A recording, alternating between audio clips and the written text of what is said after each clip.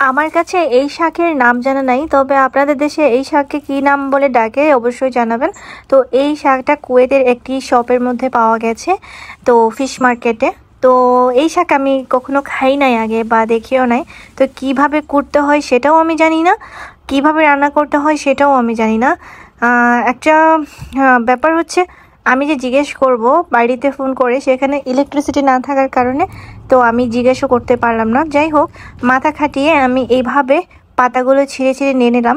যদি ডাটা খাই তাহলে অবশ্য অসুবিধা হতে পারে, এইভাবে আমি পাতাগুলো নিয়ে নিলাম। আগের বার পালং শাক দিয়ে চিংড়ি মাছ রান্না করেছিলাম, তাই ভাবলাম এইবারও এটাও যেহেতু শাক, তো এই শাকের সাথে চিংড়ি মাছ হয়তো বা ভালো যাবে, সেজন্য আধা কেজির মতো চিংড়ি মাছ নিয়ে নিয়েছি। তো চিংড়ি মাছগুলো কাটতে একটু সময় লেগে গেছে অনেকক্ষণ, যেহেতু বেশ কিছুদিন আমি রান্না করি নাই। তো অনেক কিছু ছিল, অনেক প্রবলেম ছিল, যার কারণে আন্টিও রান্না দিতে পারছে না, মামুনিও দিতে পারছে না, এবং আমিও আসতে পারছি না।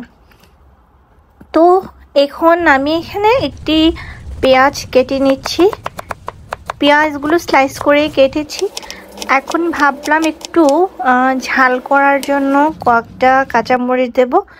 তো যাই হোক, এখন শাকের ব্যাপার যেহেতু আসছে, এই শাকটা আমার জানাও নাই, যেহেতু বিদ্যুৎ না থাকলে আমাদের দেশে আসলে ফোনে কানেক্ট করাটা খুবই কষ্ট হয়ে যায়। তো আজকে রান্নাটা খুবই আমার জন্য টাফ হয়ে গেছিলো।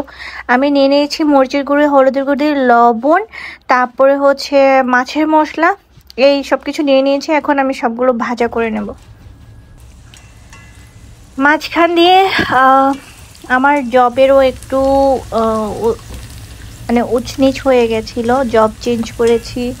এখানে আসার পরে লাইফস্টাইলটা আসলে অনেকটা পরিবর্তন হয়ে গেছে। আমার মামুনিও ঠিকভাবে আসলে ভেঙে গেছে, ঠিকভাবে উনি উঠে দাঁড়াতে পারছে না, উনি অসুস্থ, তারপরে আমরা সবাই নাই। এই সব কিছু মিলিয়ে আসলে পুরোটাই একদম খুব একটা ভালো যাচ্ছে না। তারপর লাল লাল হচ্ছিল না দেখে চিংড়ি মাছগুলোকে একটু মরিচের গুঁড়ো দিয়ে নিয়েছি। এখন দেখছি ভালোভাবে লাল হয়ে গেছে, সাথে সবগুলো মশলা অ্যাড করে দিয়েছি। এবার শাকগুলো অ্যাড করে দিলাম। তো অনেকক্ষণ রান্না করলাম এভাবে।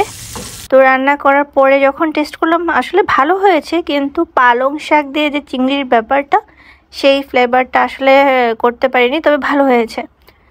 তনু যেহেতু চাইছিল যে একটু ঝোল খাবে, এটা আর একটু শুকনো হতে পারতো, তো তনু যেহেতু চাইছিল যে একটু ঝোল খাবে, তো সেক্ষেত্রে এই ঝোলটা রেখে দিলাম। এই যে ফাইনাল লুক রেডি হয়ে গেল, চিংড়ি, অজানা সবজি দিয়ে চিংড়ির তরকারি। এই সবজিটা, এই সবজি বলতে এই শাকটাকে আপনাদের দেশে কি নামে ডাকে বা এই সবজি কিভাবে রান্না হয় অবশ্যই কমেন্ট বক্সে জানাবেন। সবাই ভালো থাকবেন, টাটা। আরও একটি কথা, যারা আমি কিংবা আমার মামুনি অ্যাবসেন্ট থাকার পরও আমাদের সাথে যোগাযোগ রেখেছেন সোশ্যাল মিডিয়াতে, কমেন্টের মাধ্যমে, ফেসবুকে বা যে কোনোভাবে, তাদেরকে জানাচ্ছি অনেক ভালোবাসা আর কৃতজ্ঞতা, এটা আমার মামুনির পক্ষ থেকে। তো সবাই ভালো থাকবেন, কানেক্ট থাকবেন। শুভরাত্রি।